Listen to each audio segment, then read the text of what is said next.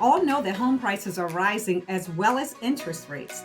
But did you know that rental prices are also increasing? Well, if you're in the market to buy a home or if you're considering renting, I'm going to give you a bit of information right now that will help you make a better informed decision as to whether you should buy versus rent. Hi, this is Diane Bullock with RE/MAX Executive. And again, I'm going to give you a tidbit of information on renting versus buying. So stick with me and let's dive right in. As a prospective buyer in today's market, the sound of purchasing a home can be kind of daunting, especially because you constantly hear about the rising prices on homes as well as the interest rates continuing to rise.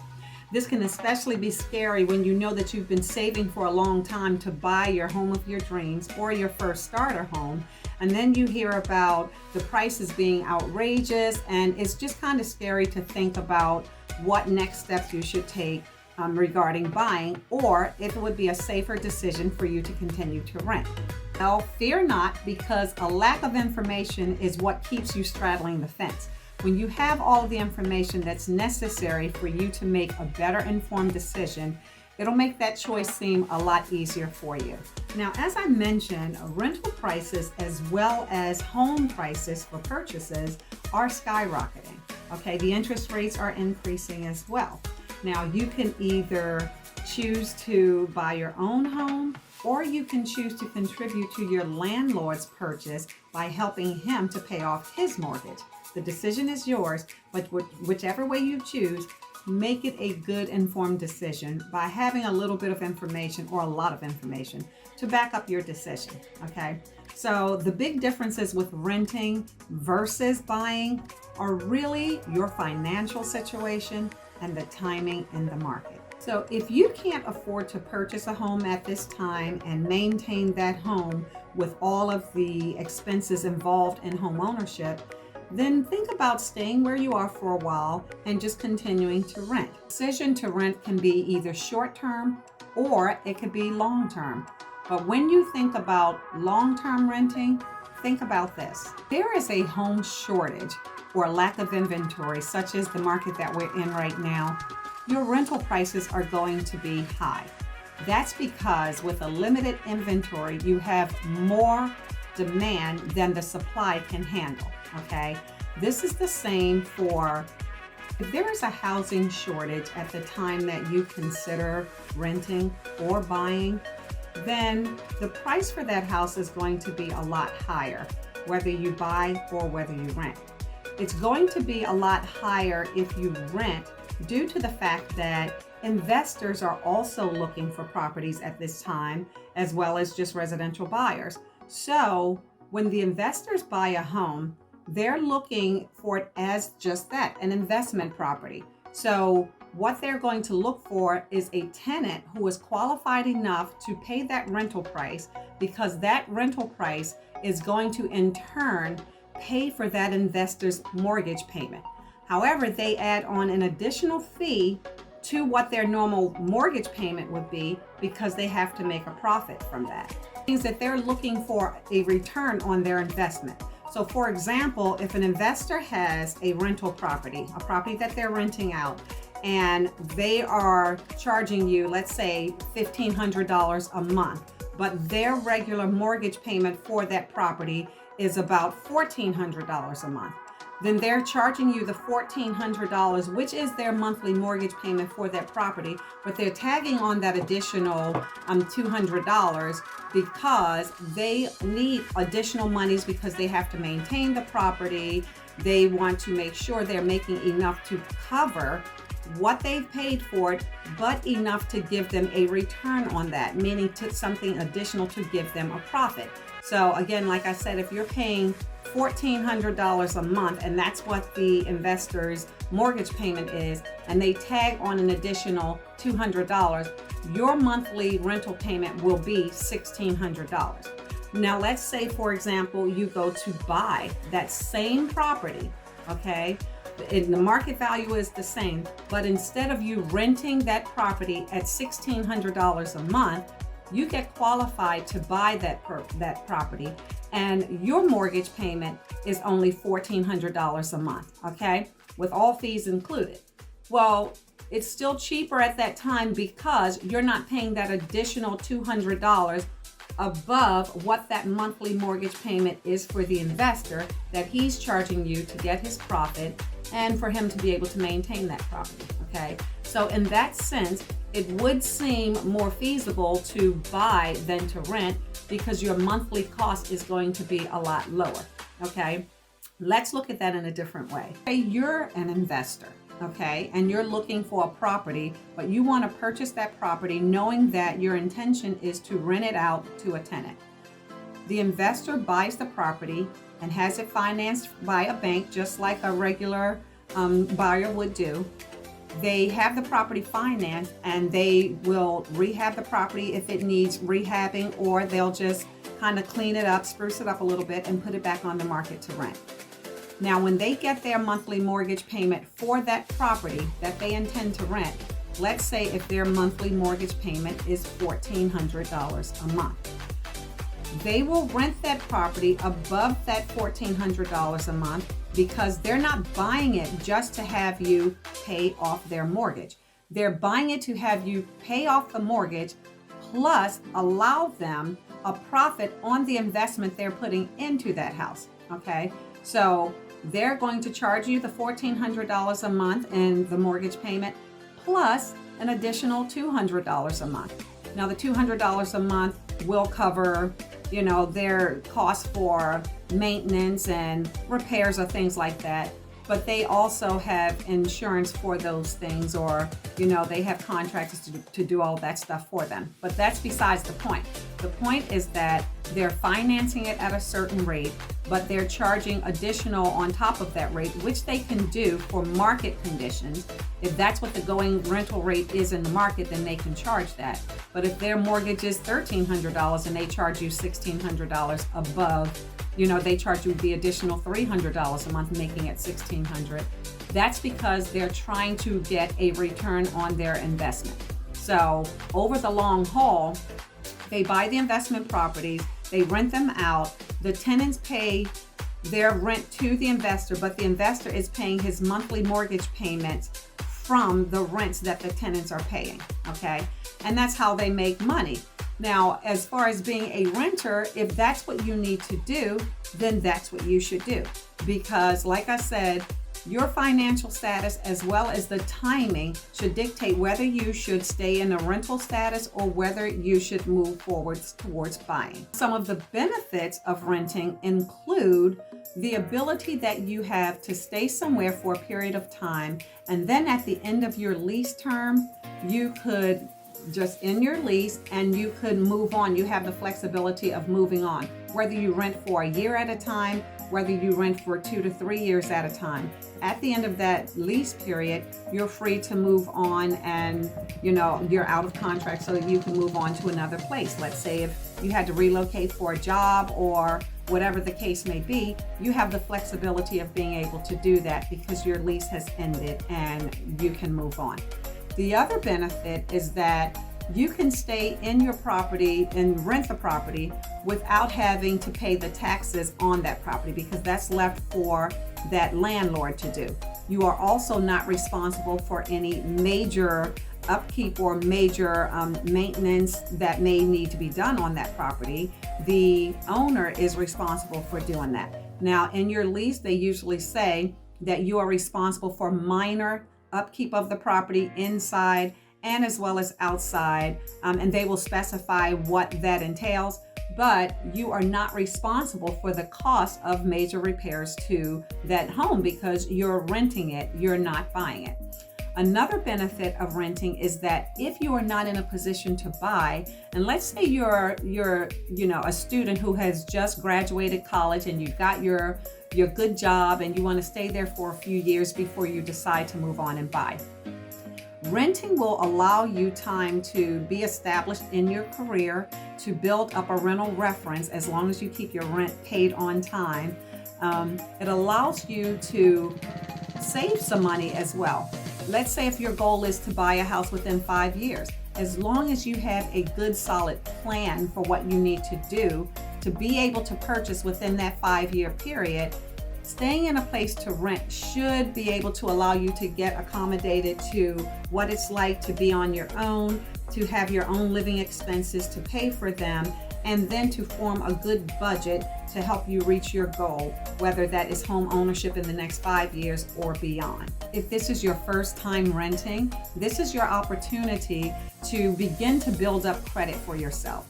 Because in order to be able to get anything financed, you have to start building up credit to get to that point. Let's say if you wanted to buy a car and you're renting. This way you'll have your rental payments and you'll have your regular utility payments, whichever they may be, but you could begin to save money for a car, okay? And then once you have your car, you have your rental reference, and then you're building a revolving credit through your car, okay? As long as you keep your car payments up and you don't default on your payments or you're not late or anything, let's say you add on a credit card to that. Then you're establishing more credit. You have your rental payments, which will give you a good rental history, and you want to build some stability in the place. Then you have your car payment because you were able to purchase a car. And let's say you have a credit card. Well, you're building credit for yourself and you're establishing some sort of stability, okay? Long term can afford you the opportunity to have these items because you're financing them over a period of time. It could also enable you the ability to pay these things off or to pay them down so that by the time you are ready to move forward with a purchase, you won't have so much debt. Before, I did a video on your debt to income ratio, and if you refer back to that video, you'll understand how your monthly mortgage payment, your rental payments, your car payments, your credit cards, student loan debt, things like that, you'll understand how they really play a part in whether you can be approved for a mortgage loan in the future. But if you're just trying to establish credit, long-term rentals are the best way for you to stay stable for a while, not get in over your head, and learn to establish some credit, maintain that credit, and then be able to move on in the future. Again, to summarize, some of the benefits of renting are that you are not responsible for paying taxes on that property because you're just renting. You are not responsible for the major upkeep of the property or for major maintenance or breakdowns, repairs, or things like that that need to be done in the house because they are the responsibility of the landlord or owner. You're just renting, so you're just a tenant. Establishing a long rent history allows you the time to establish credit if you don't already have it. It allows you time to hopefully pay off some debt if you do have debt. And it allows you time to build a plan for yourself to get ready to purchase, okay? And that should be a structured yet reasonable plan that you know that you're able to follow, okay? While you're following this plan, you could take your time and just kind of get familiar with what happens in the mortgage market. You can just check for when there's a low inventory type of market or when the inventory is high in the market. You should check with the rates, the interest rates, to see where they are. And you should also check with a lender from time to time just to see what it is you need to do to get yourself ready to purchase. The best step to get yourself ready is to talk with a buyer's agent like myself, but a buyer's agent can direct you in the right path so that you can get ready for home ownership. If you're renting for a while, you build a relationship with that buyer's agent, and they'll be able to walk you through the full process, knowing where you're starting from and what you hope your end result will be. As I said, the second thing to consider with renting is the timing of the market. So for example, if you knew that you've been renting your house, let's say for 5 years, and now you're at the point where you're ready to think about buying, like I said, you need to look into the market and see whether it is a good time for you. If you know that financially it's a good time and you've taken the steps to get yourself pre-qualified to be able to buy, like I said, a buyer's agent will help you do all of that. But let's say you've done all of the steps necessary to get yourself ready to buy, and you're looking at the timing in the market to see Is this a good time for you to purchase? Is there low inventory in the market? Is there going to be a lot of competition? Are the interest rates real high? Or is this a time of abundance in the market, meaning there's high inventory? So high inventory means lower competition. More than likely, the feds have adjusted the interest rates to meet the economy. So if there's an abundance of houses on the market, you have limited competition and your interest rates may be lower. Okay, so that may be a better time to buy. The other thing that you have to consider with that, like I said, are investors, because investors are also looking at these market trends. And in the event the inventory is abundant on the market, the investors are purchasing many properties at one time with the intention of having these houses as rental properties. Okay.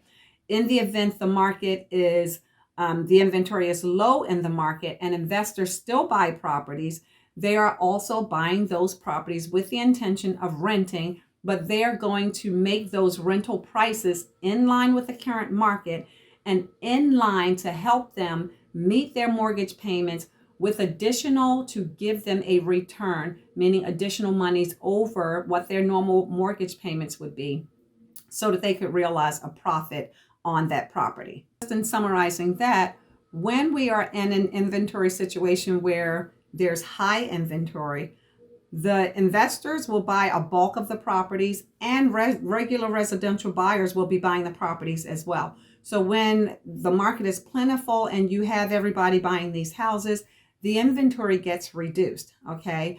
The pricing is kind of leveled out because there's an abundance. You don't have a whole lot of competition. And like I said, normally the interest rates are lower, so more people can afford to buy homes. Now, in the opposite, if it's a low inventory situation and you have investors still buying houses, then your rental prices are going to go up, just like the prices on buying a home would, because they're going to be buying these houses at the same prices that regular residential buyers would be buying them, but they are looking to realize a profit. So let's say, for example, like I said, if you buy a house, if you're renting a house and that house is costing you $1,400 a month to rent, okay, and an investor has a monthly mortgage payment of $1,400, he's going to tack on additional monies to help him realize a profit. So your $1,400 a month could turn into you paying about $1,600 or $1,700 a month for that house. Now, for that same property, if you were qualified enough to buy that property, okay, and your monthly mortgage payment was $1,400, which was in line with what your interest rate was and the price on the house as far as market conditions, you would only be paying that $1,400 a month, and that would be your steady payment over the long haul of your loan. So if you get your financing, more than likely it's going to be for 15 years or for 30 years. So I say that you're looking at these mortgage payments as kind of like your forced savings account, because you're still paying towards the equity in your house, meaning you're paying your monthly mortgage payment and you're buying that house at market value. But over time, the market fluctuates up and down. And let's say if you've been in your house for several years and you've been making these steady monthly mortgage payments over time, and let's say the housing prices appreciate, meaning the value goes up over time. Especially this is what happens when we're in a low inventory market and we have the supply versus demand factor going on. The money that you have built up into your house that you've been paying, and with the market conditions that could increase your property's value, allow you to have equity in that house, which is going to help you with wealth building along the way. So that was with renting. Now with buying. To me, as well as to many other people in the mortgage industry and just people in general, long-term home ownership is the best, because you start off with an investment that you're building up for your future or for the future of your family. Buying, the same rule applies. You need a good, solid plan. You need a good, solid budget and you have to think about the timing. In your budget, let's say in your monthly budget, you want to allow for not only your monthly mortgage payment, but you want to have money put away for your emergency fund. And this emergency fund could cover anything that may happen, because incidentals happen. It could also be money that's sitting there so that in the event you have an issue with something in your house or something breaks over time, you will have those funds to pay to have those things corrected. And it won't put you out of pocket, meaning it won't have you in a stressful situation because you've already budgeted for that. Home ownership also entails wealth building, okay? While you are paying for this house over the long haul, like I said, you are building on something that you'll have for your future. You're building on something that you could leave for your family members, your children or whatever. As you get older, you'll just have this, and it could be your little security blanket. You'll look forward to having this because, like I said, by paying your monthly mortgage payments, it kind of forces you to have a savings for your future. That's why I look at your monthly mortgage payment as a forced savings payment, because this is a payment that's going towards something that is going to help you build wealth in your future. And it's a stable, steady payment that you have to make over 15 or 30 years, however you choose to have it financed. But more than likely with your first home, it's going to be financed for 30 years. So again, to summarize, when you're thinking about renting versus buying, be sure to take a look at all of the factors necessary to help you make a good informed decision with that process. Okay, you should make sure that you look at timing and market, look at your finances, make sure you have a good solid plan in place that's going to help you reach that goal, and work with a buyer's agent. A buyer's agent should be like your number one, because that's the person who's going to walk you through that whole process and make it less daunting for you. That's the person who's going to give you all of the resources that you need to help you along the way with that purchase. That's the person who's going to connect you, if you don't already have one, connect you with a lender, connect you with a home inspector, connect you with contractors in the field. Everybody will be in place to help you make that transition a lot easier. Again, this is Diane Bullock with RE/MAX Executive. If you're in the process to rent or to buy, reach out to me and I will help give you guidance as to how you should go about either one of those choices in a manner that is best for you. You could reach me through email. You could reach me through Facebook. You could also reach me through telephone, and my number is 410-241-0605. You could also feel free to reach out on my website, which is www.dianebullocksellshome.com. This is Diane Bullock with RE/MAX Executive, and I look forward to talking to you soon. Like this channel, please give it a thumbs up. Subscribe to the channel and click the bell so that you could look out for more content coming from me on a weekly basis. And as always, let's make it a fantastic day. Until next time, bye.